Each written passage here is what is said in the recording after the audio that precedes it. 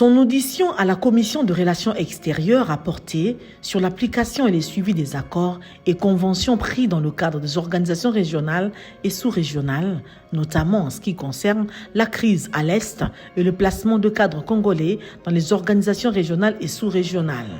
Après son exposé le premier jour, le ministre d'État en charge de l'intégration régionale avait reçu une journée de la part de députés pour poursuivre l'audition d'un autre membre du gouvernement. Au total, 27 questions pour 12 intervenants.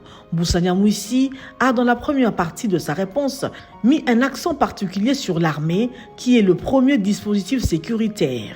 Les accords ne sont pas mauvais, mais il faut avoir une force de dissuasion pour décourager l'ennemi, a-t-il déclaré. La diplomatie sans une force qui l'accompagne. Qui pourrait se moquer de la voix des États-Unis? Il réfléchit des fois, il regarde les tomahawks derrière, tout ça, il dit non, écoutez, bon d'accord, écoutez, bon ça va, on verra.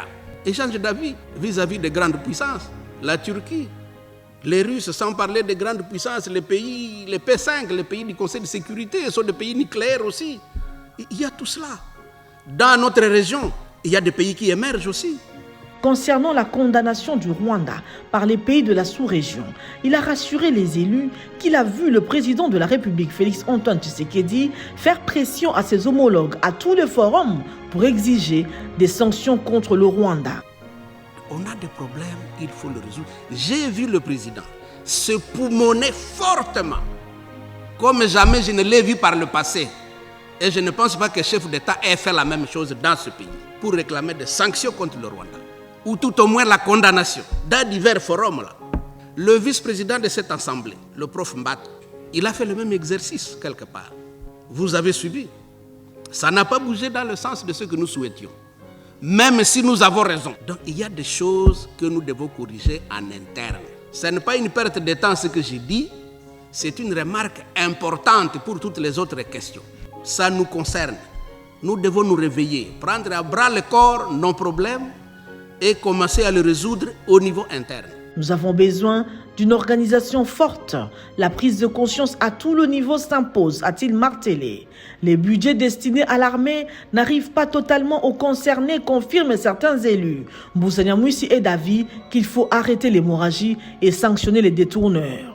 Dans ma génération, j'ai vu l'armée congolaise, zaïroise à l'époque, aller séjourner à 700 km de N'Djamena, à Abéché, au nord du Tchad, en train de stopper Kadhafi, qui faisait des grabuges contre le Tchad. Il est allé même jusqu'à Faya-Largeau, à la frontière sud de la Libye. Mettons les moyens là où il faut le mettre. Ceux qui probablement les détournent ailleurs, dénonçons-le, vous êtes l'autorité budgétaire, et les prisons sont là aussi pour arrêter d'autres. Si quelqu'un trompe qu'il a 1000 soldats alors qu'il en a 100 et qu'il reçoit l'argent pour 1000, c'est quand même quelqu'un qui mérite la prison, non? La diplomatie ne vaut pas un penny sans son corollaire, un dispositif sécuritaire efficient et dissuasif. Et c'est sous Félix Antoine Tshisekedi que la RDC se penche sérieusement sur la question de l'efficacité de son armée. Avec Dieu et la volonté du président de la République, nous y arriverons, précise le Mineta. Antipas Moussa Nyamwisi est très heureux de voir des élus du peuple très pertinents dans les interventions et surtout soucieux de travailler pour l'élévation de la nation congolaise à l'échiquier international.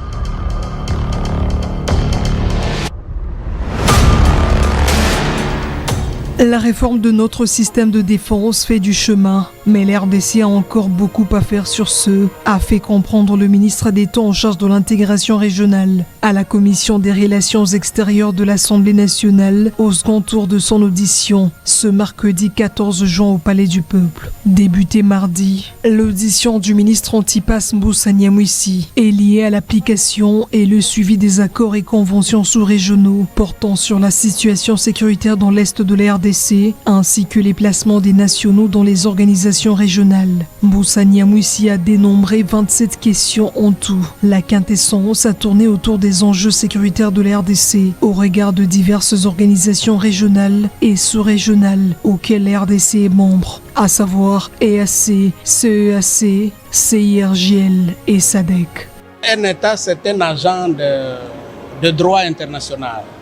Et il a besoin des accords pour continuer à exister dans le concert des nations.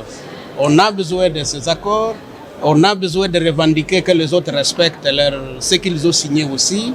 Je vous rappelle que son Excellence, Monsieur le Président de la République, a fait même un appel aux jeunes d'entrer dans l'armée. Ils ont répondu très nombreux, ils sont là en train d'être formés. Nous devons défendre notre pays, mais cela n'exclut pas que nous faisions notre travail de coopération, de diplomatie, pour essayer d'endiguer un peu, d'essayer de stopper les choses comme nous le pouvons.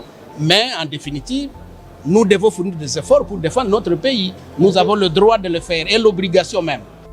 S'agissant des postes occupés par les Congolais au sein des organisations régionales et sous-régionales dont la RDC est membre, le patron de l'intégration régionale a d'abord expliqué à la commission les différents modes d'attribution des postes au sein de ces organisations, puis donné quelques noms, essentiellement des femmes, qui occupent des postes de haut rang, notamment à la SADC et CEAC. Durant 2 jours d'audition, soit du 13 au 14 juin, le ministre de l'intégration régionale a éclairé la lanterne des élus sur les différents accords signés par les gouvernements congolais avec les organisations sous-régionales, dont l'EAC et la SADC, pour la pacification de la partie est de la RDC. C'est le Antipas Boussanyamouissi, l'exécutif RD congolais, sous le leadership du chef de l'État Félix Tshisekedi, s'active dans tous les forums à exiger une condamnation du Rwanda. Je suis heureux d'avoir donné quelques éléments de compréhension à la représentation nationale, à la commission. Tout s'est très bien passé. Et là où je n'ai pas pu probablement apporter tous les éléments nécessaires, c'est un exercice institutionnel auquel je me soumettrai prochainement s'il le désire, parce que c'est un devoir et de la responsabilité. Vous savez, un État, c'est un agent de droit international. Et il a besoin des accords pour continuer à exister dans le concert des nations. On a besoin de ces accords, on a besoin de revendiquer que les autres respectent ce qu'ils ont signé aussi. Et tous ne sont pas contre nous, hein. Il y en a qui nous soutiennent aussi fortement. Vous envoyez même parfois les effets. Donc on va rester à faire notre travail parce que c'est un travail de diplomatie, de coopération régionale, c'est ce que nous essayons de faire. Nous le ferons davantage jusqu'à ce que nous ayons gain de cause. Parce que c'est notre droit de défendre notre pays, de défendre nos populations meurtries. Vu la situation géographique de la République démocratique du Congo, le ministre de l'intégration régionale a demandé à l'Assemblée nationale, en sa qualité d'autorité budgétaire, de s'impliquer pour que les forces armées de la République et tout le système sécuritaire soient dotés d'un budget conséquent afin de mieux protéger les territoires nationaux. Top Congo FM 88.4, la fréquence utile. Le ministre d'État en charge de l'intégration régionale était devant la commission des relations extérieures de l'Assemblée nationale. Antipas Boussanyamouissi a expliqué les questions relatives à l'application et le suivi des accords et conventions régionaux portant sur l'Est de la RDC, ainsi que le placement des nationaux dans les organisations régionales. Le ministre d'État a également insisté sur la montée en puissance des FARDC car l'armée et les dispositifs sécuritaires et de dissuasion des premiers ordres pour un État.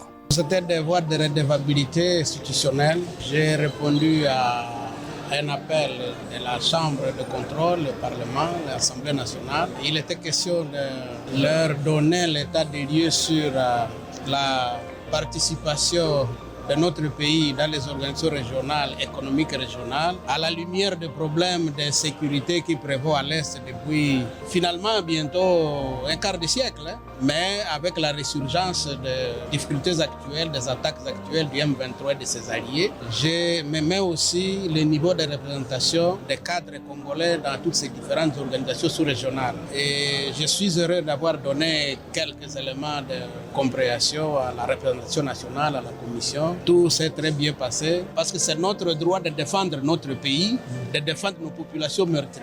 Je crois que l'option est bel et bien là. Je veux vous rappeler que son Excellence, Monsieur le Président de la République, a fait même un appel aux jeunes d'entrer dans l'armée. Ils ont répondu très nombreux. Ils sont là en train d'être formés. Nous devons défendre notre pays, mais cela n'exclut pas que nous faisions notre travail de coopération, de diplomatie, pour essayer de stopper les choses comme nous le pouvons.